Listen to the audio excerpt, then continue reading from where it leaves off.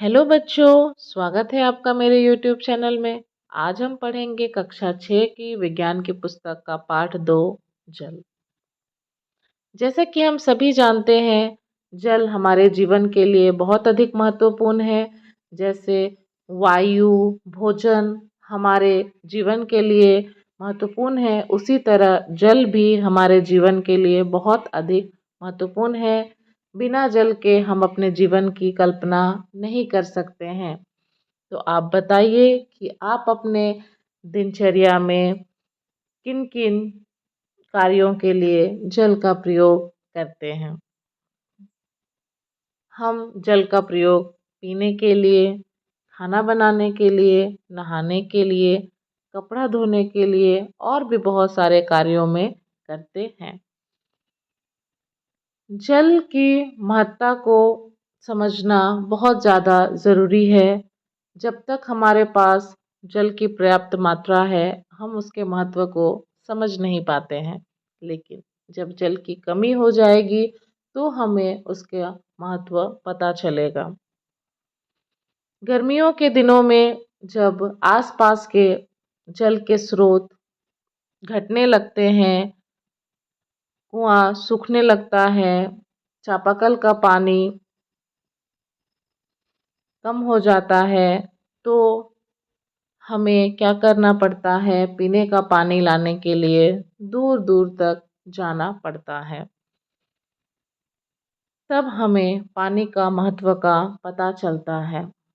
जब पानी की कमी हो जाएगी तो हमें बहुत सारी कठिनाइयों का सामना करना पड़ सकता है।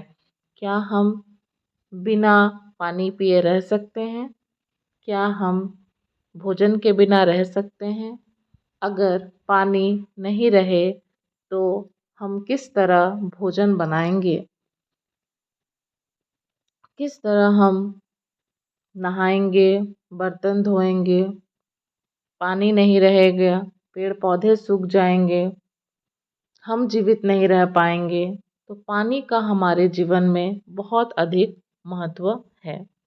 इसीलिए हमें हमेशा कोशिश करना चाहिए कि पानी को जितना आवश्यकता है उतना ही उपयोग करना चाहिए, उसे व्यर्थ नहीं करना चाहिए।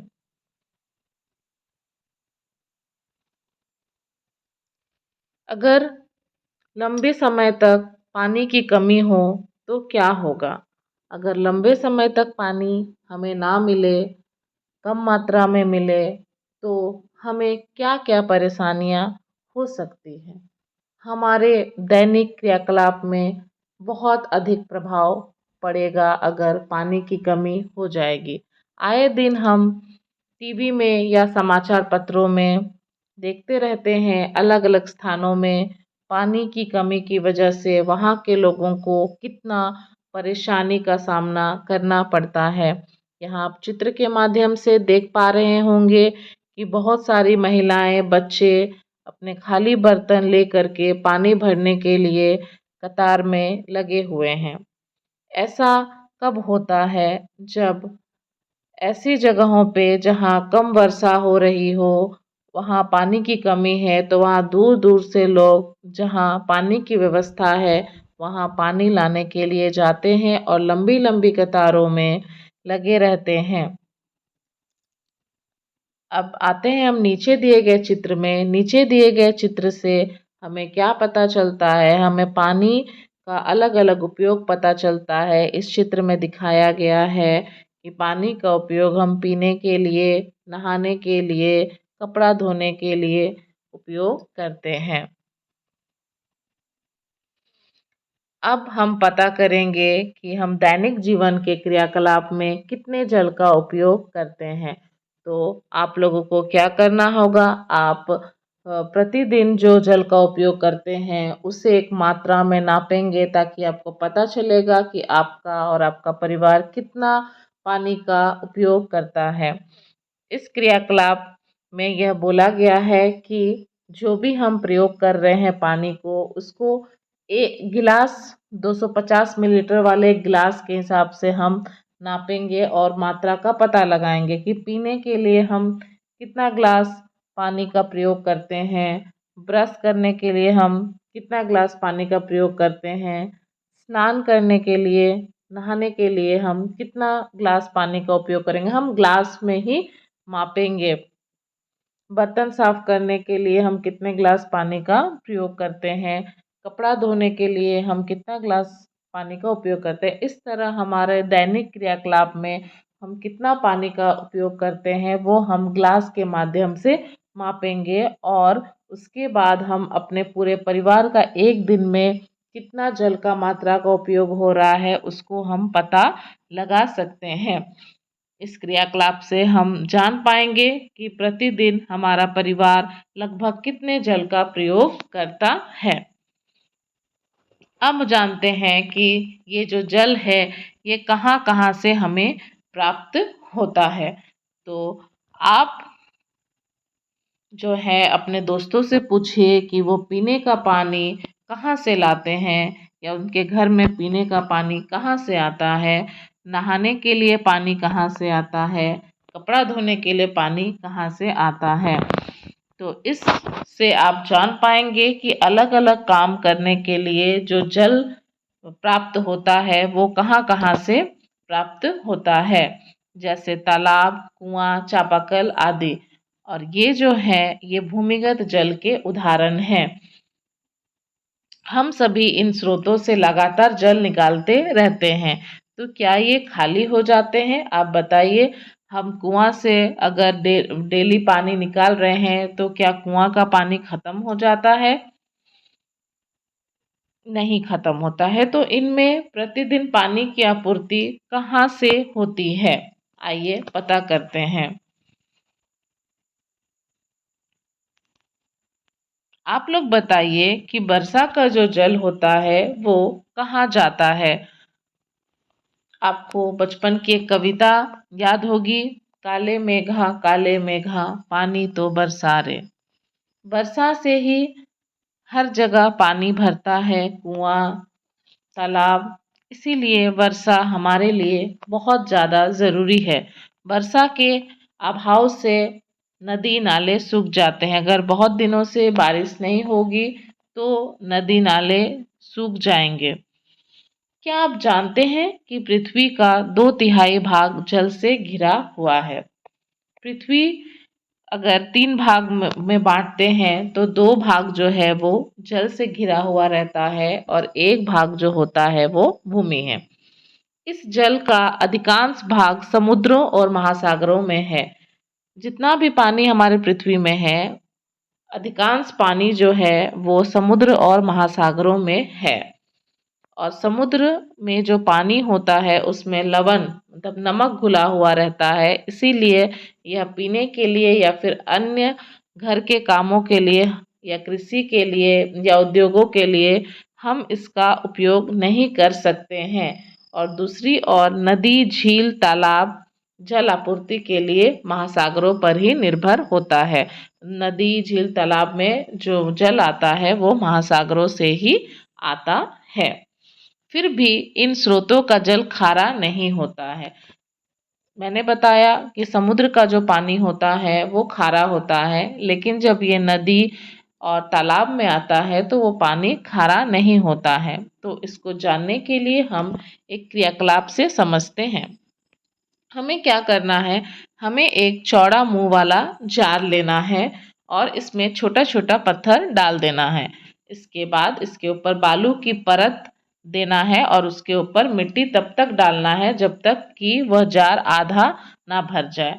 अब इस मिट्टी में छोटे छोटे पौधे लगाएंगे और हम उसमें पानी देंगे, और अब जार का ढक्कन को कस करके बंद कर देंगे।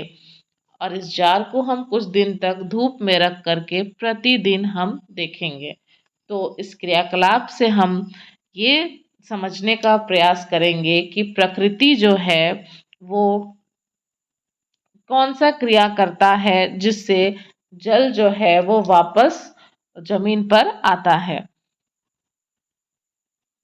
इसे हम अभी विस्तार से समझते हैं। जल चक्र। जल चक्र क्या होता है? जल चक्र पृथ्वी पर उपलब्ध जल का एक रूप से दूसरे में परिवर्तित होने और एक भंडार से दूसरे भंडार या एक स्थान से दूसरे स्थान की ओर गति करने की चक्रीय प्रक्रिया है। जल चक्र जो होता है वो पृथ्वी पर जो जल उपलब्ध है उसका एक रूप से अलग रूप में परिवर्तन होने और गति करने की चक्रीय प्रक्रिया है। मतलब जल का जो तीन रूप होता है, एक ठोस रूप में होता है, एक द्रव रूप में होता है और एक गैस रूप में होता है। तो पृथ्वी पे जो जल है वो अपने एक रूप से दूसरे रूप में परिवर्तित होते हैं। जैसे पृथ्वी पे जो तालाब है, नदी है, उसमें जो पानी है वो सूरज का रोशनी जब पड़ता है तो वो गर्म होकर के भाप बन कर ऊपर की ओर उठते हैं और ऊपर जा कर के वो ठंडा हो जाते हैं और बादल के रूप में परिवर्तित हो जाते हैं। उसके बाद बारिश के रूप में पृथ्वी पर वापस गिरते हैं। तो यहाँ पे जल का तीनों रूप देखने को हमें मिलता है। तो जल चक्र जो है वो एक चक्रीय प्रक्रिया है जिसमें जल एक रूप से दूसरे रूप में परिवर्तित होते हैं और एक भंडार से दूसरे भंडार मतलब एक स्थान से दूसरे स्थान की ओर गति करते रहते हैं और ये एक चक्रीय प्रक्रिया है। इसमें जल की मात्रा का कोई भी हानि नहीं होता है, बस उसका रूप परिवर्तन होता है और स्थान में परिवर्तन होता है। आप लोगों ने गौर किया होगा कि धूप में सूखते कपड़ों के सूखने की प्रक्रिया क्या है। अगर हम धूप में कोई कपड़ा सुखाते हैं तो कुछ देर बाद वह सूख जाता है। तो वो कौन सी प्रक्रिया है जिससे जो कपड़ा है वो सूख जाता है? जब कपड़ों पे सूरज की रोशनी पड़ती है, धूप पड़ती है, तो वो जो पानी है वो भाप के रूप में ऊपर उठने लगता है और वायुमंडल में चला जाता है और कपड़े जो हैं वो सूख जाते हैं। क्या आपने कभी खाना बनाते समय खाने से जल को भाप बनकर उड़ते हुए देखा है? क्या आपने देखा है कि जब हम भोजन बनाते हैं तो जब भोजन गर्म होता है तो उसके ऊपर से जल वाष्प जो है वो ऊपर उठता हुआ दिखता है। क्या नमक भी पानी के साथ वाष्पित होता है? अगर हम गर्म पानी में नमक डाल रहे हैं और उसको और गर्म कर रहे हैं तो क्या वो नमक जो है वो पानी के साथ भाप बन करके उड़ जाता है? नहीं, सिर्फ जल भाप बन करके उड़ता है और नमक जो होता है वो बचा रह जाता है। तो इससे हम समझ सकते हैं कि गर्म करने पर जल जो होता है वो जल वाष्प के रूप में मतलब भाप के रूप में बदल जाता है, लेकिन नमक जो होता है वो वाष्प के रूप में नहीं बदलते हैं। आप अपने दैनिक जीवन में जल वाष्प की प्रक्रिया से परिचित होंगे।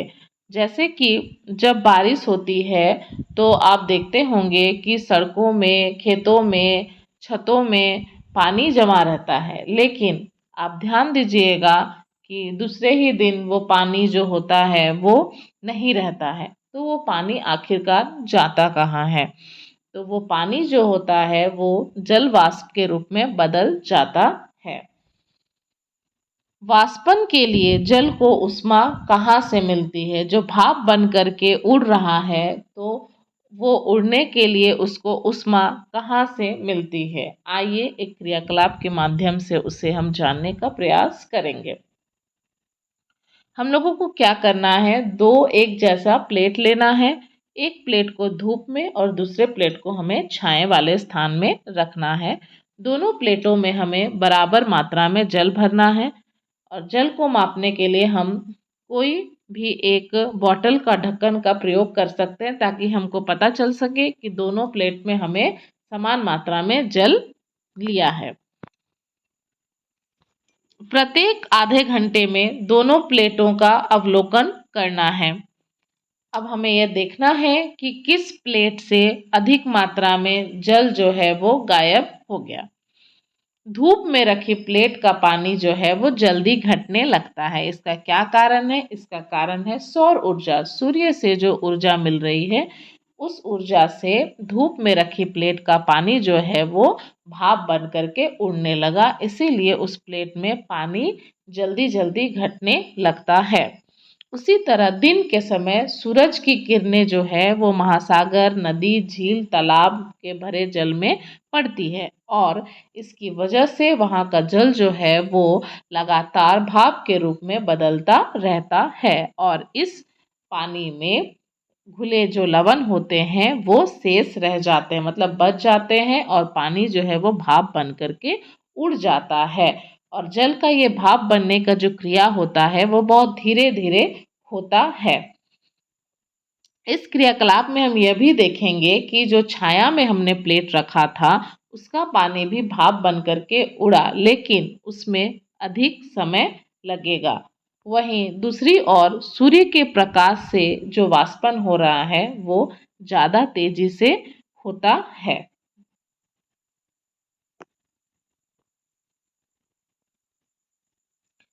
अब बताइए कि जल से भरी बाल्टी में हम जल की छति बहुत कम देख पाते हैं, क्यों?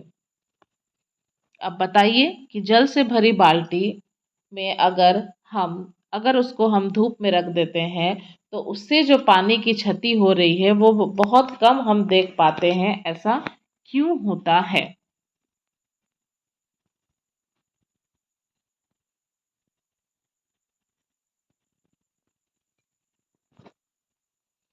आप लोगों ने सोचा कि ऐसा क्यों होता है कि हम बाल्टी में जो है वाष्प को उड़ता हुआ या पानी का क्षति को हम कम देख पाते हैं, ऐसा क्यों होता है?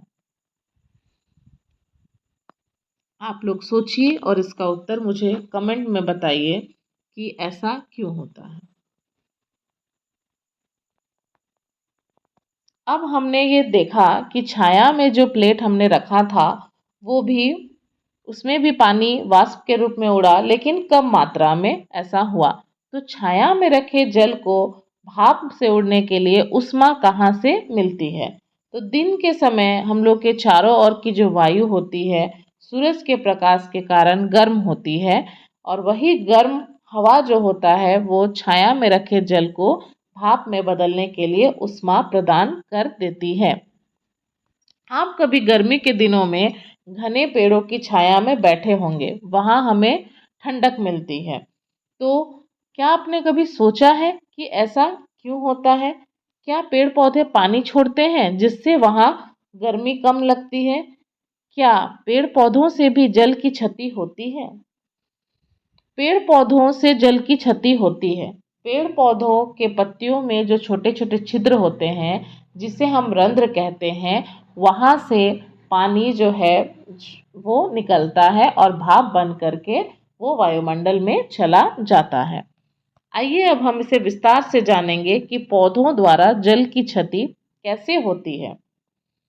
हमें पता है कि पौधे जो हैं वो अपना भोजन खुद बनाते हैं, और भोजन बनाने के लिए वे पानी का प्रयोग करते हैं, और जल की कुछ मात्रा को वो अलग अलग भागों में सुरक्षित रखते हैं, और जो बचा हुआ पानी है उसको वो वाष्पोत्सर्जन की क्रिया द्वारा जल वाष्प के रूप में वायु में छोड़ देते हैं। वायु में जो जल है वो वाष्पन और संघनन दोनों प्रक्रमों द्वारा प्रवेश करता है। क्या यह जल जो है वो हमेशा के लिए लुप्त हो जाता है? नहीं, यह हमें वर्षा के रूप में वापस प्राप्त होता है।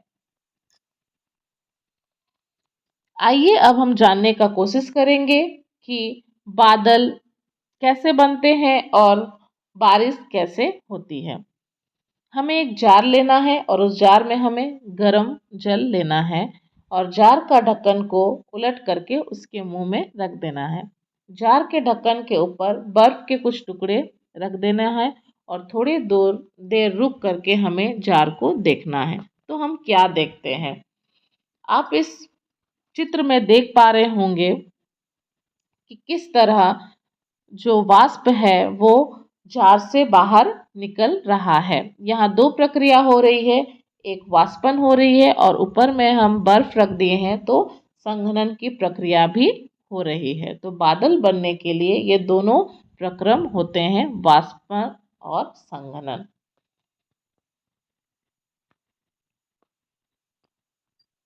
ढक्कन खोलने के बाद बादल जैसा बाहर निकलता हुआ हमें दिखाई देगा। ऐसा क्यों हुआ? ऐसा वाष्पन और संघनन।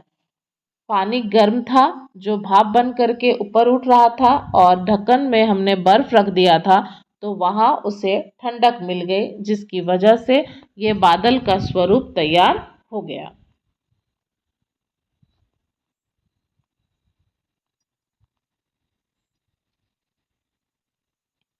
आइए हम और एक क्रियाकलाप के माध्यम से जानने का प्रयास करेंगे।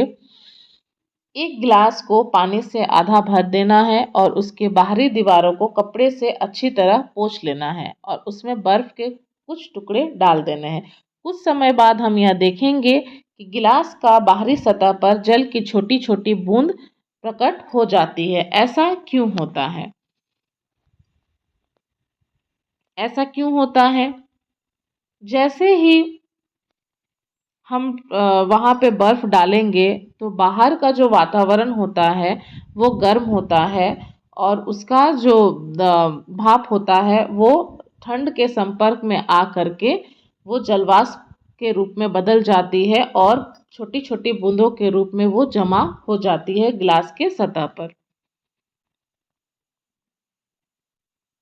बर्फ युक्त ग्लास की बाहरी सतह बाहर की हवा को क्या कर देती है? ठंडा कर देती है और जलवाष्प जो होता है वो गिलास की सतह पर संघनित हो जाते हैं। जल को पृथ्वी के पृष्ठ पर पुनः वापस लाने में संघनन प्रक्रम की बहुत महत्वपूर्ण भूमिका होती है। संघनन मतलब ठंडा होना। जो भाप बन करके ऊपर गर्म हवा उठ रही थी वो ठंडा हो जा रहा है, उसी को हम क्या कह रहे हैं? संघनन कह रहे हैं। अब हम जानते हैं कि ये वर्षा क्या है। जैसे जैसे वायु ऊपर उठती जाती है ठंडी होती जाती है। कुछ दूर ऊंचाई पर जाने से वायु इतनी ठंडी हो जाती है कि इसमें उपस्थित जो जल वाष्प है वो ठंडा होकर के छोटे छोटे जल की बूंद, जिसे जल कणिका कहते हैं, में बदल जाता है और यह जल कणिका वायु में तैरते रहती है जो हमें बादल के रूप में दिखाई देती है। अगर बर्फ से भरा हुआ गिलास जो है, अगर हम कुछ देर कमरे के अंदर उस कमरे के ताप पर छोड़ देंगे तो गिलास का आसपास हमें पानी नजर आएगा। ये छोटी छोटी जल कणिकाएं मिल करके एक बड़ा आकार का जल का बूंद बनाती है और इसी प्रकार वायु में भी कुछ जल की बूंद इतनी भारी हो जाती है कि वो नीचे की ओर गिरने लगती है और इन गिरते हुए बूंदों को ही हम क्या कहते हैं? वर्षा कहते हैं। कभी कभी आपने ओला गिरते हुए भी देखा होगा। विशेष परिस्थिति में ये ओला संघनित वर्षा कहलाते हैं। इस प्रकार वाष्पन और वाष्पो उत्सर्जन द्वारा जल जो होता है वो वायु में चला जाता है, बादल बनते हैं और वर्षा, ओला और हिम के रूप में जल जो है वो वापस धरती में आ जाता है। बादल बनने का ये प्रक्रिया जो होता है ये सबसे अधिक समुद्र और महासागरों से ही होता है। तो आइए हम महासागरों की ओर चलते हैं।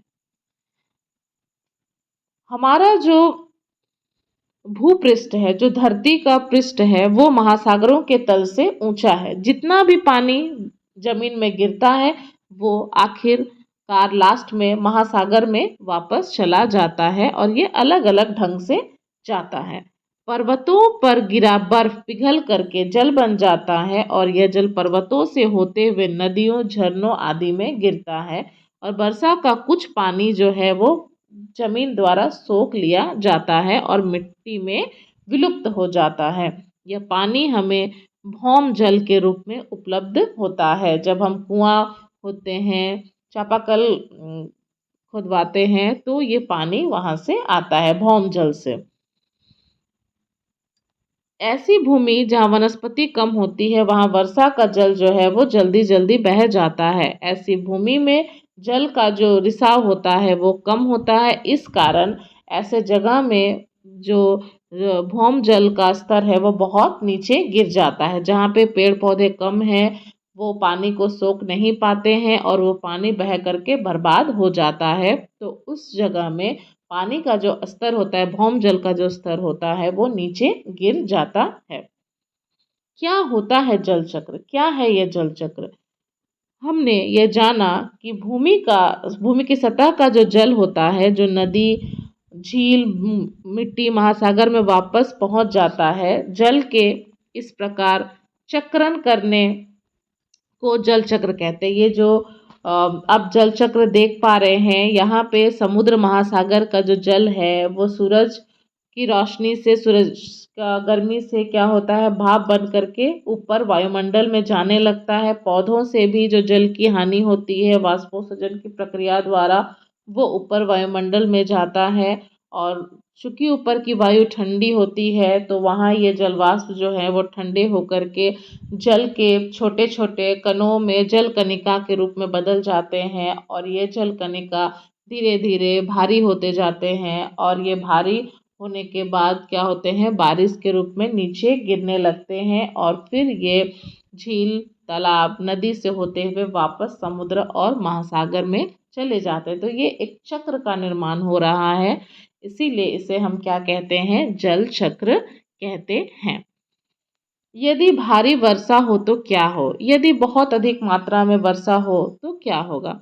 हमारे देश में ज़्यादातर वर्षा जो होती है वो मानसून जुलाई से सितंबर में होती है और संसार के कुछ भागों में साल भर भी वर्षा होती है। मेघालय भी एक ऐसा ही राज्य है जहाँ साल भर वर्षा होती है, इसीलिए इसका नाम मेघालय यानी कि मेघों का घर रखा गया है।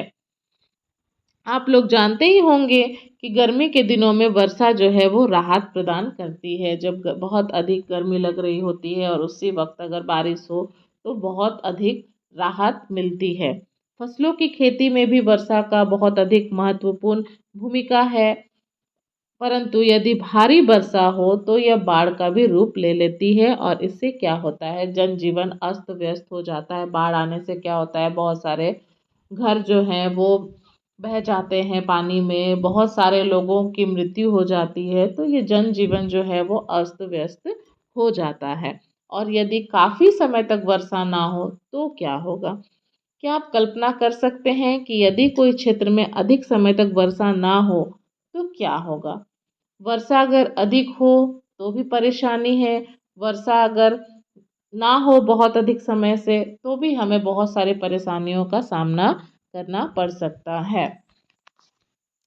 बहुत पुराना एक दोहा है जिसमें यह पानी की महत्व को समझाने का कोशिश किया गया है, जिसमें कहा गया है, रहीमन पानी राखिए, बिन पानी सब सून, पानी गए न उबरे, मोती मानुष चुन।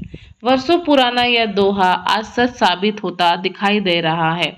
जब ज़्यादा दिनों तक बारिश ना हो तो वायुमंडल गर्म हो जाता है, जिसके कारण नदी, तालाब, झरना आदि सूखने लगते हैं, जिसे हम सुखाड़ कहते हैं। सूखे की स्थिति में खाद्यान्न और चारा भी प्राप्त करना दुर्लभ हो जाता है। बारिश ही नहीं होगा तो हम फसल नहीं कर पाएंगे और उसकी वजह से हमें खाने के लिए जो अन्न उपलब्ध होगा वो हमें प्राप्त करना बहुत अधिक दुर्लभ हो जाएगा। क्या आप अंदाजा लगा सकते हैं कि सूखा प्रभावित क्षेत्रों में रहने वाले लोगों को किन किन कठिनाइयों का सामना करना पड़ता है? जहाँ पे जो क्षेत्र में सूखा पड़ा हुआ है वहाँ क्या क्या परेशानी हो सकती है? वहाँ पानी की हमेशा कमी रहेगी, वहाँ पानी के लिए लोग बहुत परेशान होंगे। जो दिन प्रतिदिन के क्रियाकलाप हैं उन्हें करने में उन्हें बहुत अधिक कठिनाइयों का सामना करना पड़ सकता है। तो ऐसी परिस्थितियों में पशुओं और पेड़ों का क्या होता है? जहाँ ज़्यादा सूखा पड़ा है वहाँ पेड़ मुरझाने लगेंगे, वो मरने लग जाएंगे, वहाँ पशुओं का हालत बहुत खराब होगा। जो पेड़ों पर आश्रित है, अगर पेड़ मुरझाने लगेंगे, मर जाएंगे तो जंतुओं को भी आहार नहीं मिलेगा। आप अपने अभिभावकों से या फिर समाचार पत्र से पढ़ करके इनके बारे में पता लगाने का प्रयास कीजिए। हम सभी अब समझ सकते हैं कि वर्षा की अधिकता और न्यूनता दोनों ही हानिकारक है। अधिक वर्षा भी हमारे लिए हानिकारक है और वर्षा नहीं होने से भी हमें बहुत सारी परेशानियों का सामना करना पड़ सकता है। तो हमें इन परिस्थितियों से निपटने के लिए कुछ तैयारी करनी चाहिए। खास तौर पर पीने योग्य पानी को हमें बचाना बहुत अधिक आवश्यक है। आपने सुना ही होगा कि जल जो है वो जीवन है, जल ही जीवन है। इसीलिए यह आवश्यक है कि जल का उपयोग हमें सोच समझ कर ही करना चाहिए। तो वर्षा जल को बचाने के लिए हम क्या कर सकते हैं? वर्षा जल को बचाने के लिए एक तकनीक है जिसे हम कहते हैं वर्षा जल संग्रहण, रेन वाटर हार्वेस्टिंग। जल की उपलब्धता में वृद्धि करने का एक सरल उपाय है वर्षा जल को बचा करके रखना। हमारे आसपास वर्षा का जो जल है वो बहकर बर्बाद हो जाता है, अतः इस जल को घरों में वापस लाने के लिए हमें अत्यधिक प्रयास करने की आवश्यकता है। आप देखे होंगे कि जब बारिश होती है तो बारिश का पानी यूं ही बह करके सब बर्बाद हो जाता है। तो इसे हमें क्या करना है, इसे हमें बचाना है। इसको बचाने के लिए हमें अधिक से अधिक प्रयास करने की आवश्यकता है। इस वर्षा जल को हमें भौम जल की पुनः पूर्ति के लिए इस्तेमाल करना चाहिए। तो आप यहाँ देख पा रहे होंगे कि छत पे जो वर्षा जल इकट्ठा है उसे पाइप के माध्यम से जमीन के अंदर भेजा जा रहा है ताकि भौम जल का जो स्तर है वो बढ़ सके। अब खुले जगहों में हम कैसे वर्षा जल संग्रहण कर सकते हैं, इसके लिए हमें रिसने वाला गड्ढा बना करके निकास नली द्वारा वर्षा जल को भौम जल स्तर बढ़ाने के काम में लाया जा सकता है। झारखंड में औसतन 1200 से 1300 मिलीमीटर बारिश होती है और इसमें 20% पानी का ही संरक्षण होता है। बाकी वर्षा का पानी जो है वो मिट्टी को साथ में लेकर के बह जाता है। इसीलिए राज्य सरकार जो है वो गाँव में डोभा निर्माण के माध्यम से जल संग्रहण का कार्य कर रही है। आपने भी देखा होगा कि आपके गाँव में डोभा बना हुआ है जिसमें पानी संग्रहित रहता है। तो हमने इस अध्याय में जाना कि जल हमारे लिए कितना अधिक महत्व है और जल के क्या क्या स्रोत हैं, कहाँ कहाँ से हमें जल की प्राप्ति होती है, किस तरह जल जो है वो वापस धरती पर आता है, चक्रीय माध्यम से किस तरह जल जो है वो एक रूप से दूसरे रूप में और एक स्थान से दूसरे स्थान में चक्रीय प्रक्रिया चलती रहती है और हमें पानी जो है वो मिलते रहता है। और वर्षा के जल को बचाने के लिए हम किस तरह से वर्षा जल संग्रहण तकनीक का प्रयोग कर सकते हैं।